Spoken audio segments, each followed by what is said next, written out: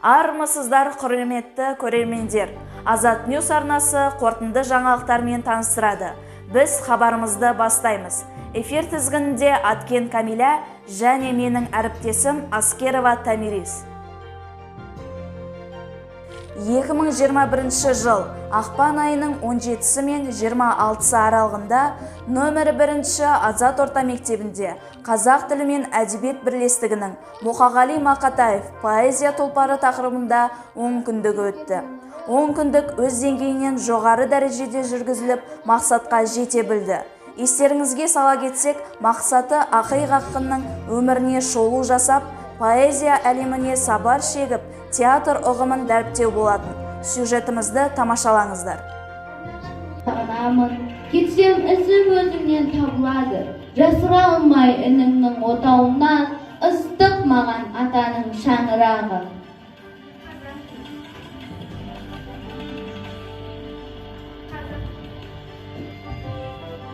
Қазақ жері. Пай-пай келін еткен жер, батырлар дірілдеп өткен жер, тұлпарлар дірілдеп өткен жер, ғашықтар бір-бірін өткен жер. Сарылып сал сері кеткен жер, басып искеп топырағын, тағзым жасамай өтпеңдер. Мына өлге мынаймақ болмаңда, құлшылық етемін тұрғанға, құлшылық етемін құмдарға, тағзым жасаймын қырларға.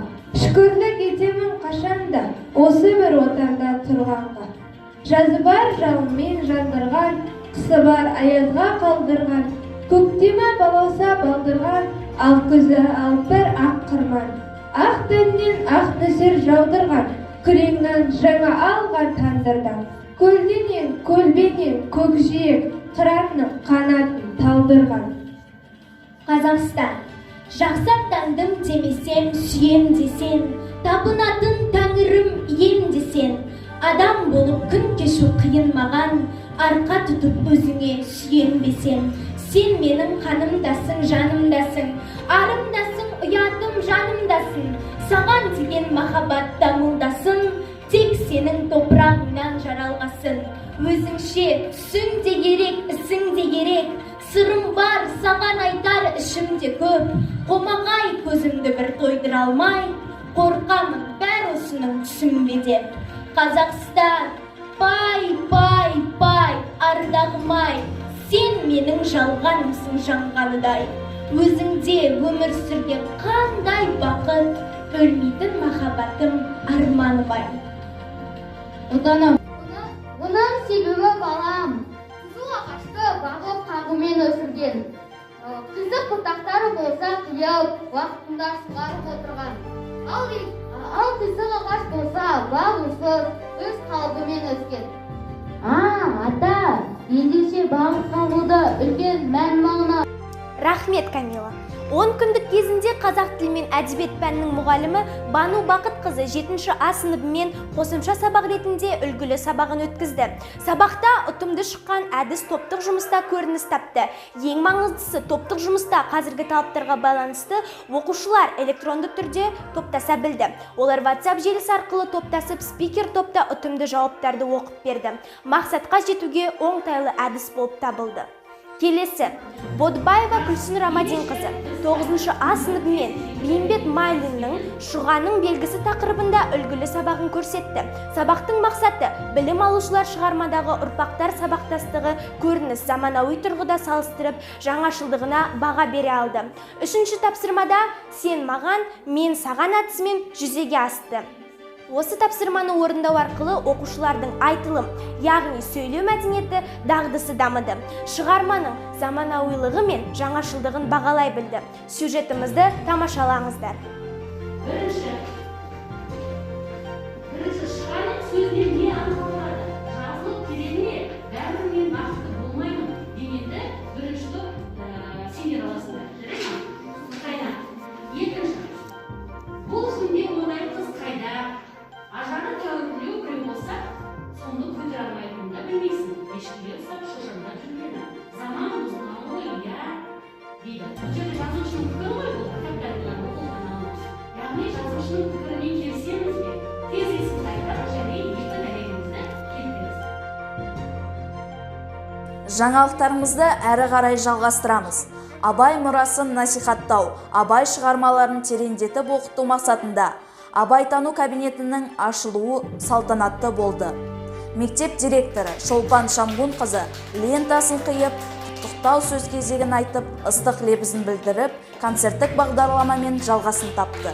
Кабинет жетекшісі Бану Бақытқызы педагогикалық ұжымды онлайн түрде кабинет жабдықтарымен толықтай таныстырып өтіп, бұл кабинеттің Абай мұраларын насихаттауда пән мұғалімдері үшін көмекші болатынын баса айтты. 2021 жылдың 26 ақпанда өткен нөмірі 1 Азат орта мектебінде қазақ тілі мен әдебиет пәні бірлестігінің 10 күндігінің жабылуы салтанатты өтті. 10 күндігінің жабылу салтанатында Парасат атты жаңа театр өз есігін айқара ашты. Мектеп жанынан ашылған жаңа театрдың алғашқы қойылымын тамашалауға бәріміз де асыға жеттік. 10 күндік соңында белсене қатысқан оқушылар марапатталды. Үзіндіні тамашалаңыздар. Жан жануар адамзат анталаса, ата-анада ержірер күннің көзі. Жаздың көркі енеді жол құсымен, жайрандасып жас күлер құрбысымен. Көрден жана тұрғандай кемпір мен шал, жалбаңдасар өзінің тұрғысымен. Жаз. Деп ойлаймын. Берде еңбек салған, еңбек сіңірген біздің мұғалімдеріміз сүйікті. Бану Бақытқызы, Гүлсін Рамадинқызы, Бану Тұрсынова, Мақпал, әселдерді мақтаныш етуімізге болады. Рахмет сіздерге. Және мына біздің балалардың қойылымына өте жоғары дәрежеде өтті деп ойлаймын. Тіпті Мұқағали рөлін ойнаған Нұрлатқа және басқа оқушыларға көп алғысымызды айтамыз. Номері 1 Азат орта мектебінде өткен 2 жұлдыз мега байқауын қорытындылай кетсек. Бас жүлде егерлері 7 А сынып оқушысы Аскерова Тамирис және анасы Газиева Гүлнара.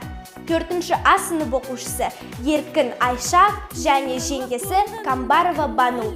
1 орын егерлері 10 А сынып оқушысы Бекболсын Айша және анасы Бейсеева Назгүл. 2 А сынып оқушысы Өмірхан Аян және әкесі Бұйдахан Өмірхан. 3 А сынып оқушысы Нұртай Аяна және ағасы Бостыбаев Ерлаткен.